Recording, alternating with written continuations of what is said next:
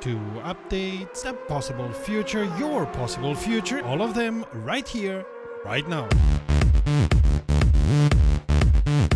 Greetings Romies and welcome to romrom.net, the channel sharing the joy of sim racing, and to a regular news roundup. Welcome to the channel, thanks for stopping by. My name is Serta and I will be your host for this video. If you have any news for us, send us a mail to news@romrom.net. Yes, we've heard about Rennsport, but won't waste your time like other channels talking about nothing. We'll talk about them when there is a product to talk about. Everything said before that is just clickbait. Our news this week are again quite juicy. Don't miss our report on the state of Motorsport Games and therefore very likely the future of rFactor 2, Kartcraft and many other sims. Follow me.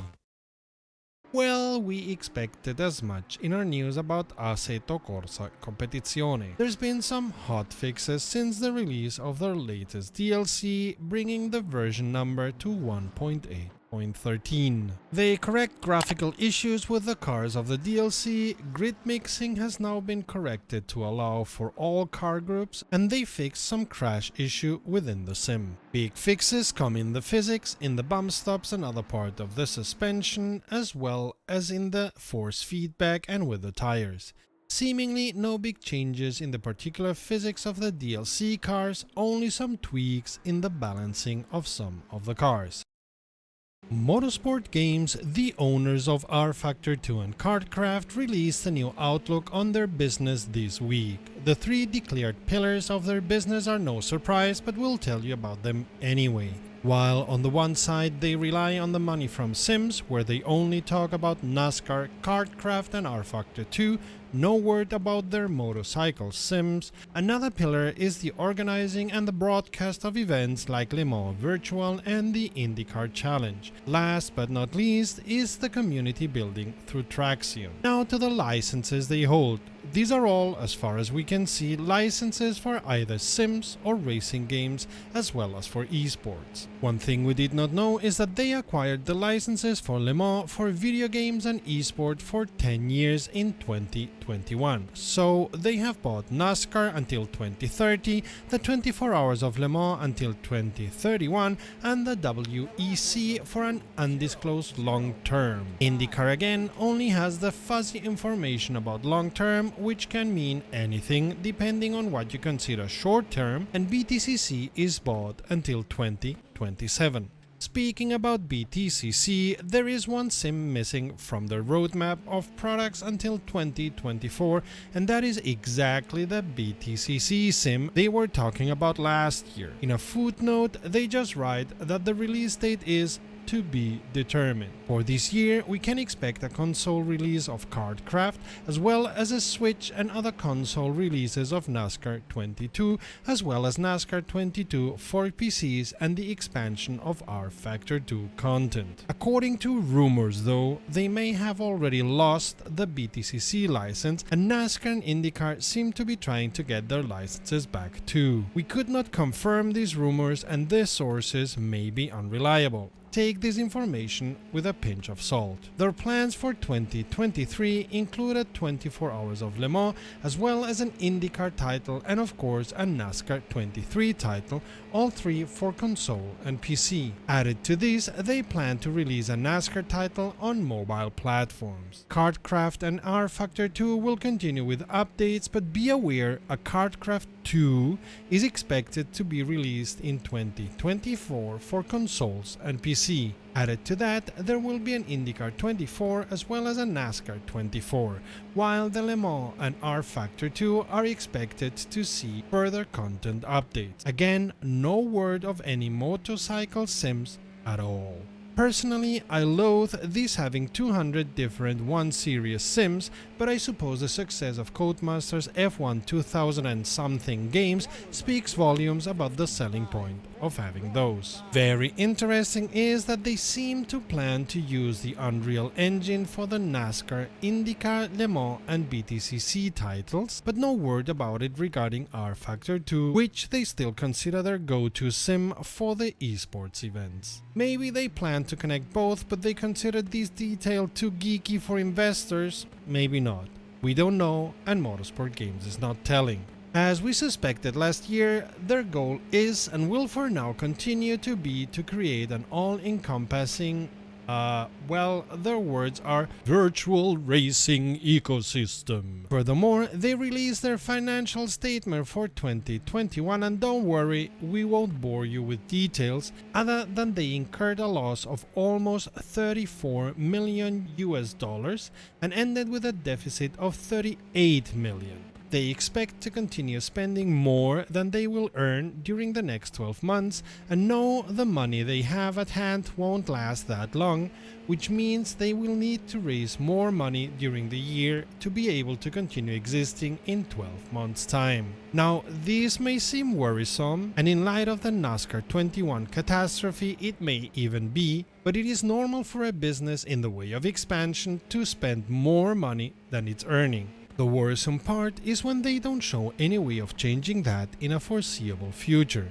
By the way, deep in the statement and with a lot of fluffing around is the information that NASCAR 21 may very well be the reason why sales went down by 4 million US dollar. And it may be the reason why on their virtual Le Mans page they are selling non-fungible tokens, that modern scam for people who have too much money. And it seems there are enough people buying them. Oh well, a fool and his money are soon parted. Again, based on what happened with NASCAR 21 and also what did not happen, which was a clear statement from Motorsport Games that they had messed up royally, it can be worrisome. But we've seen enough companies with negative results for years that were based on their expansion policy and that then were able to reach the turnaround point. Whether Motorsport Games is one of them or not remains to be seen based on how they continue to act. The NASCAR 21 fiasco and releasing KartCraft out of early access much too soon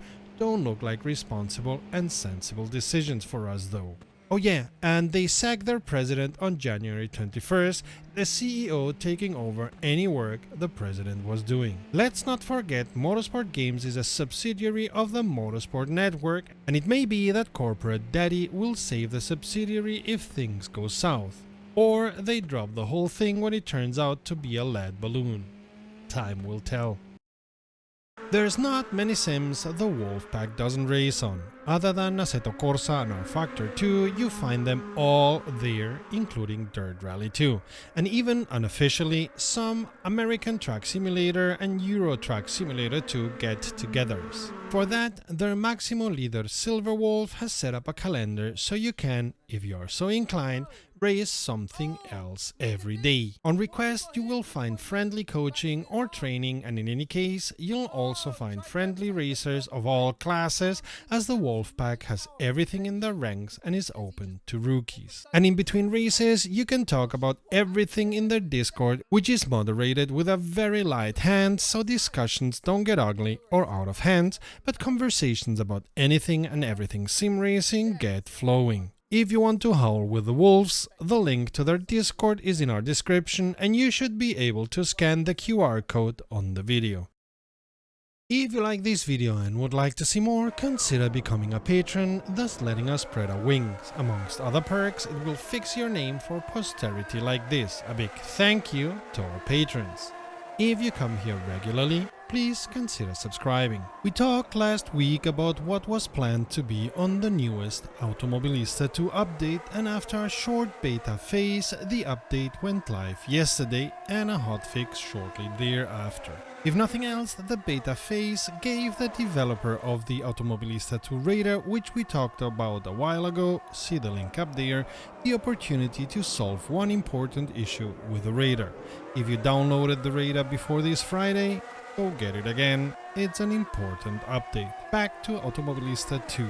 This update brings everything we talked about, but Razer explicitly talks in their release notes about the new and very much improved ERS. Short for Energy Recovery System, the ERS is part of the whole hybrid racing model F1 brought in 2009. You may have heard of the cars. Well, the ERS is part of that. F1 pilots can choose when to deploy the energy of the ERS that adds to the power of the car. There's a whole bunch of regulations about how much energy, for how long, blah blah blah, which we won't go into here. Back to Automobilista 2 once again. Reza have implemented 5 modes of ERS in Automobilista 2. Off. Guess? Yeah, no ERS at all. Well done. Build a mode to recharge as much energy as possible as fast as possible. Balanced, if we understood it right, it loads automatically to at least 80% of charge and deploys by itself. Attack, this deploys the maximum of energy allowed and doesn't care about anything else. It may get the charge to 0, which you normally don't want, but it gives you all in one go if you so choose. This is a mode not available in qualifying. Qual, similar to attack, it deploys as much as possible but takes care to leave enough energy for important parts of the track so you don't find yourself without energy at that ever so important straight where you really could use the power. All this sure makes racing more complex and more realistic. And if you thought Reza would let any update slip without bringing overall updates to the sim, you've been asleep at the wheel. Pun intended. Brace yourselves, here we go, and we've included the updates of the Hotfix 2. As planned, the update brings the Galeão Airport temporary racetrack, the Stock Car Pro Series 2022 season, as well as the 2021 and 2022 championships and the Formula Ultimate Gen 2, the latter for all intents and purposes modern F1 cars. But don't call them that or the corporate goals will descend on you. They've corrected all nationality flags for all default AI drivers and done other corrections in the content of the UI.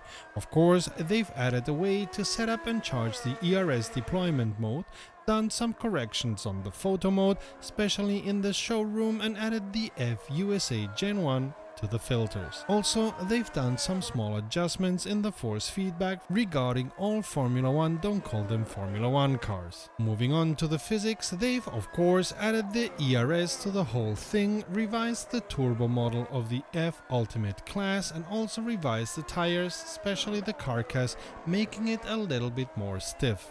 Wet and street tires are now less sensitive to water. Same thing they've done for the stock cars of 2020, 21 and 22, where they've also revised the default setups because of the changes in tire physics. And they've revised the brake torque of F Ultimate Gen 1, the F Retro Gen 1 and the Formula Trainer. A very interesting thing they've done to the AI is adding forced and unforced mistakes to its behavior.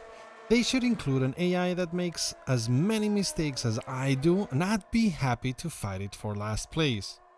Just saying. They should call it the Artificial Stupidity Update. Within the small updates they've done to the sound, the most important ones are the DRS beep and a shift protection sound, and the F Ultimate Gen 1 now uses the same sound as the F Ultimate Gen 2. Moving on to tracks, they adjusted the HUD map of Jacarepaguá Historic, Interlagos and Hockenheim Historic 1977, 1988 and 2001 and made the crowd attendance dependent on the session in those and in Snetterton. Then they seem to have added rolling starts to Azure. I mean, Azure is Monaco, don't call it Monaco, right? Which series does a rolling start there? They've also optimized the graphics on many tracks and done a bunch of minor corrections. You'll find the details following the link in our description if you're so inclined. On the vehicle side of the sim, driver animations have been added or corrected in a seemingly unending list of series and cars. Again, check the link if you want the details, and done other graphics corrections or adjustments to another seemingly unending list. And you could browse a seemingly unending list of videos by checking the playlist to the left or the video to the right. Until next time, save fuel, collect pickup, and we'll see each other on the podium.